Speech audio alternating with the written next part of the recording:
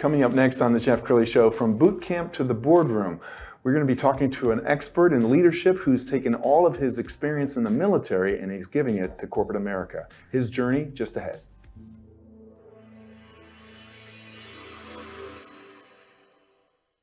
Many are predicting that the worst is yet to come, which is unfortunate, said one person here.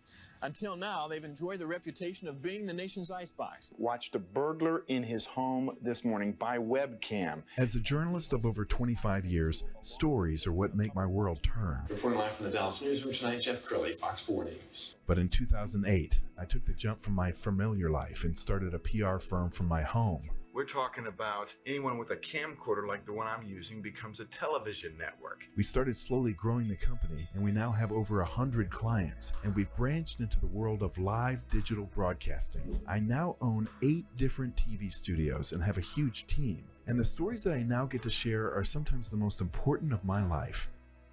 Life has a funny way of coming around full circle. This is the Jeff Crilley Show.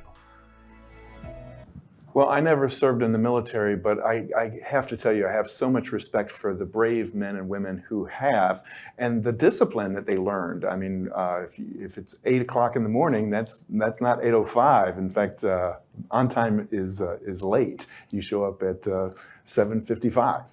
To talk about that today, Todd Boeding. He is a leadership expert, and he is the principal at Tribe and Trust Leadership. Thanks for coming on the show. You bet. Thank you very much for having me.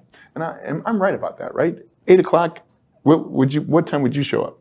Well, you're correct in what you're saying there. If you're the only problem with that is when you have a lot of different units that are reporting, you could end up showing up about 30 minutes early to a formation that actually starts at 8 o'clock, but you're showing up at 7:30. So, yeah, I agree with what you're saying, though. But those lessons that you learned in the military, including punctuality, respect, I mean, that stuff is ingrained in you now, isn't it? Absolutely.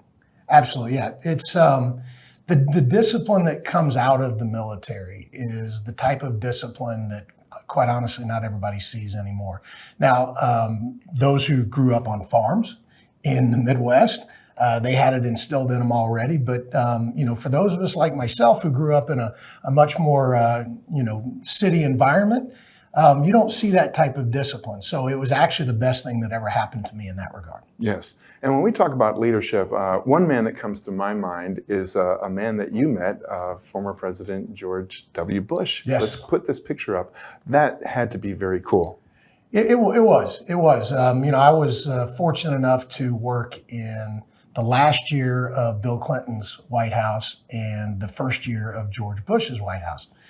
And a lot of people always ask me, what's the difference between the two and the contradictions? And, of course, if you have a political slant, it's really easy to have an opinion, a pre-drawn opinion. The reality is their sincerity was so similar. They were genuine people. When Bill Clinton was talking to you, I should say President Clinton, when he was talking to somebody, they were the only person in that room. Now, that caused a problem. And, we used to talk, you talked about punctuality. Mr. Clinton was not punctual. We used to, CST was not Central Standard Time for him. It was Clinton Standard Time, because if the run of show said he's going to show up at 10:42, he might show up at 3:42 in the afternoon. You had no idea. Now, Mr. Bush was equally sincere and genuine with everybody. But he was extremely punctual. Of course, he was also a military guy, and if it said 10:42, run a show, POTUS hits the podium, yes. And by God, that's when he was there. I'm fascinated to hear your thoughts. I was such a big fan of how he handled September 11th. I mean, there Yes. truly is not a playbook for that, but the country turned to him, and I thought he just was exemplary. I think he really, truly exhibited leadership in the form of leadership that we read about in history books. And that's not to say he did everything perfect. Like you pointed out, there's no book for that. There's no manual for when you get, attacked by, terrorists. But he rallied everyone together. And one of the jobs of a leader is to galvanize their people to a cause, galvanize them around a message. And he did that unmistakably well. That's not to say that, that others couldn't do it, but he was the guy in the seat at that time, and he did it, and he stuck to his character in that regard, and I have a lot of respect for him. Yeah, and transparency and updating the country on what he could. I think about like modern day, right now, Southwest Airlines is experiencing a huge PR crisis, and their CEO is out making statements and apologies. And I'd love your 2 cents on, what does Southwest need to do right now? Oh gosh, I don't know. I mean, I've got friends over at Southwest Airlines, so I got to be really careful about how I answer that. But anytime you're confronted, no one expects you to be perfect. There's only one being on this planet who was ever considered to be perfect. None of us can walk on water, to my knowledge. Well, that means that we're going to make mistakes, and challenges are going to occur. You talked about transparency. Transparency, authenticity. Intentionality. Those are all very important things. If you want to build trust in people, there's really 2 things that come into play. Number 1 is character, and number 2 is competence. And, getting out and showing that character of, hey, mistakes were made. We've got some work to do. That's okay. It's you've also got at the other end of the spectrum, we've got a congressman right now who is out there pointing out to people that, oh yeah, maybe I didn't, I wasn't real honest about my resume, but the Democrats do it too. Well, that's not a good answer. That's not leadership, in my opinion. Sure. And I'm not here to judge the guy on what he did and didn't do, but I can squarely tell. I'd look him in the eye and say, there's no way you can say it's okay just because other people do it. Sure. That's a third grade answer. Sure. I want to show a picture of your beautiful family. Now, this is a few years old, so I'm guessing the kids are a little more grown up than that. But leadership in the family. Tell us some things that you've tried to instill in your kids. It's funny. I was just answering this for one of my kids going to a school, and there's 2 things that we really, really try to get across to our children. Number 1 is leadership. And leadership comes in all forms and fashions. Don't do it, very similar to what we were talking about. Don't do something that is not right just because everybody else is doing it. Be a leader. I'm not asking for my kids to be perfect. I'm not asking for them to be valedictorians, but what I am expecting them to do is to do the right thing, especially when nobody is looking. And the other thing is, your work ethic. Your work ethic is also a clear indicator of the leadership style that you bring to the table, because I was not the smartest kid. In fact, I set a lot of records in high school and college, but as my dad pointed out, you don't want your kids trying to emulate any of them. But the important thing in saying that is I understood, and I ended up learning the importance of working hard. I wasn't smart enough to outthink people, so the only thing I could do was outwork people. I love that. And I encourage everybody to follow Todd on social media. He comes up with these great video tips. Let's go ahead and roll one now. So you asked to be a leader, or, well, maybe you didn't. But the one thing that's really important to understand about being a leader is responsibility. You are responsible for everything your team does or fails to do. And the most important thing to understand is that you have to make sure that you give your people credit when things go well, and you take responsibility when things don't. Unfortunately, if you're doing this leadership thing right, it's almost a no-win situation, except when the results come in.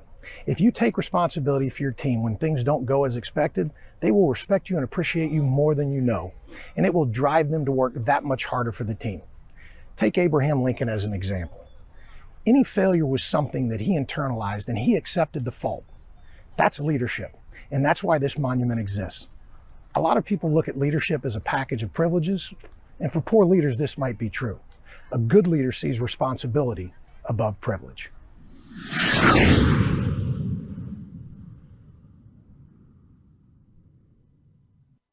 I love your tips, and I think it comes at a critical time in this country's history. We have what could be a recession here in the next few months, but you also have practically zero unemployment. Anybody who wants a job has a job right now, and so we see this quiet quitting movement where so many employees are just not engaged. What do great leaders do to get their team behind them? Well, God, there's so many different directions we can go with this, but great leaders, what they do is they lead from the front. They inspire their troops. The two biggest responsibilities of a leader are this: mission accomplishment and troop welfare. And you can accomplish the mission at the sacrifice of the troops, but guess what? There's always another mission to be had. So you better not sacrifice the troops, because you're going to need them. And I see what's happening in corporate America right now. We've got record turnover. I mean, quite honestly, I think we're going through a leadership crisis at so many different levels, especially in corporate America. And that is evidenced by a tremendous amount of turnover, employee turnover. It was nice to hear a couple of your employees say how much they enjoy being here. That tells me that you're engaged with them, you're interacting with them, you're learning them, because leadership is not transactional, it's relational. Right. And the reasons that people will leave a company, the number one reason is toxic culture, poor management. Okay? The problem is we don't manage people. We lead people. You manage processes, you manage situations. But if you're trying to manage people, you're already missing the mark. Yes. And so, it's incredibly important that organizations understand it's not about more money, especially with this younger generation. This younger generation, they need to know that there's a sense of purpose to their mission. If they don't have that, you can pay them all you want. It's not going to last. Yes. And you have a very popular podcast. We're going to put up the page off of, I think that's Apple, Lessons from the Front. Correct. And Carry the Load. So first, tell us more about Carry the Load and the kinds of people you interview on your show. So Carry the Load was born out of anger. And it was, it's about making sure that we honor those who made the ultimate sacrifice, and not just honor them because they're gone. Unfortunately, they've passed away, but it's for the importance of their family. Their family needs to know that the death of their loved one mattered. And so Carry the Load is about restoring the true meaning of Memorial Day. There's also, though, a lot of sacrifice that occurs, maybe not the ultimate sacrifice, but I know a lot of guys who, they lost their families, they lost a limb, they lost, they were burned. And so we want to make sure that their stories are heard, because, as the name exemplifies, there are a lot of lessons that we can all take. I never had a shot fired at me in anger, and that was the luck of the draw in that regard. But there are lessons that can be learned from these people just by asking questions and hearing their stories. And so that was really the whole idea behind Lessons from the Front. And how do you go about choosing subjects to tackle? I noticed one of your recent shows has to do with women in the military. Yes, I think it really is just a matter of selfishly finding what interests me, because I'm a believer that maybe we can't all fill up a movie with our story, but we all have a story that should be told. I'm a very curious guy. I like to ask questions. I like to dig in. I like to ask why. And so being able to, the one that you were referencing, I really kind of dug in and I asked, wait a minute, how do you've got a lot of critics out there that say, we've dropped the standards for women. So how do you, just to make it an equal playing field? And quite honestly, I was given an answer that I wasn't expecting. And so, I wasn't trying to catch her in a gotcha moment, but it was a question that I was curious enough about, so I wanted to ask it. Outstanding. In the little time we have left, I know there are people watching this right now who are interested in your consulting services. What does a good client look like? And if they contact you, what's the procedure? Well, the best thing to do is call me on my cell phone. That's the one thing that I've never gotten rid of and changed. I don't like business phones. I want my cell phone being out there. But the clients that I work with are really organizations who want to develop their next level leaders. I'm not trying to work with the CEOs and the C-suite, because those folks are really, that's not where the influence is going to happen. So I'm really looking at small business, privately owned businesses, 50 to 500 people who really want to influence their future leaders and those next level leaders, because that right there, the connection between them and the workforce, that's where the majority of turnover happens. Outstanding. You've been an amazing guest. We're going to end with your website, which is tribeandtrust.us. Todd, thanks for coming on the show. Thank you for having me, Jeff. That's it for now. We'll see you next time.